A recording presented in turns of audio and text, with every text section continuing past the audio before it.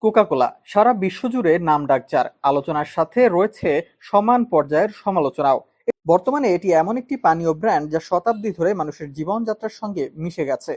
তবে এর নানা সমালোচনা থাকলেও এর উৎপত্তির গল্পটা সত্যি অনুপ্রেরণাদায়ক। আকাশচুম্বী সফলতা এবং একই সঙ্গে উত্থাপিত সমালোচনা সবকিছুই এটিকে অনন্য এক অবস্থানে নিয়ে এসেছে। কোকা-কোলার জন্ম 1886 সালে মার্কিন যুক্তরাষ্ট্রের জর্জিয়া অঙ্গরাজ্যের আটলান্টায়। একজন ফার্মাসিস্ট জন এস পেম্বারটন এটি তৈরি করেন। শুরুতে এটি একটি ঔষধ হিসেবে বিক্রি হতো, যা মাথা ব্যথা এবং স্নায়ুজনিত সমস্যা সমাধানের জন্য ব্যবহৃত হতো। পেম্বারটনের হিসাব রক্ষক ফ্র্যাম্প এম রবিনসন এই পানীয়ের নাম দেন কোকা-কোলা এবং এর লোগো ডিজাইন করেন।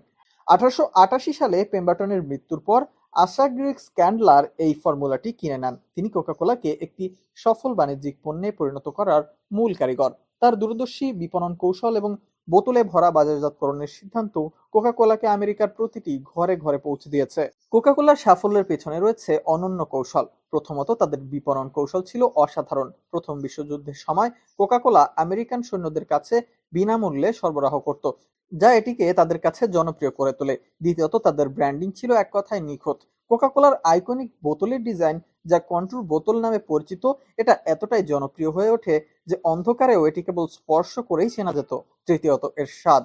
গোপন ফর্মুলার কারণে কোকা-কোলার স্বাদ অন্য সব পানীয় থেকে ভিন্ন এবং স্বতন্ত্র ছিল। এসব কারণে সম্মিলিতভাবে কোকা-কোলাকে 1900 শতকের শেষ দিকে বিশ্বজুড়ে একচ্ছত্র আধিপত্য বিস্তার করতে সাহায্য করে। এত সফলতার পরেও কোকা-কোলা বিভিন্ন সময় সমালোচনার মুখে পড়েছে। সবচেয়ে বড় সমালোচনা ছিল স্বাস্থ্যগত প্রভাব এবং ফিলিস্তিন কাণ্ডে অর্থায়ন নিয়ে। অতিরিক্ত চিনি এবং ক্যাফেইন থাকার কারণে এটি স্থূলতা, ডায়াবেটিস এবং দাঁতের ক্ষয়ের জন্য দায়ী বলে অনেক স্বাস্থ্য বিশেষজ্ঞ মত দিয়েছেন। এছাড়া কোকা-কোলার উৎপাদন প্রক্রিয়ায় পরিবেশের উপর নেতিবাচক প্রভাব, বিশেষ করে অতিরিক্ত জল ব্যবহার এবং প্লাস্টিক বোতলের কারণে পরিবেশ দূষণ নিয়েও ব্যাপক সমালোচনা রয়েছে। এছাড়াও ইসরায়েলের লাগাতার ফিলিস্তিনের উপর হামলা এবং দমন-পীড়ন, গণহত্যার মতো ঘটনায় অর্থায়ন করছে বলে সমালোচনা রয়েছে। এসব কারণে নানা সময় বিশ্বের বিভিন্ন দেশ কোকা-কোলাকে বর্জন করেছে। তবে কোকা-কোলা এসব সমালোচনা মোকাবেলা করে নতুন নতুন স্ট্র্যাটেজি ব্যবহার করে বাজারে এসেছে। একই সাথে তারা পরিবেশ বান্ধব প্যাকেজিং এবং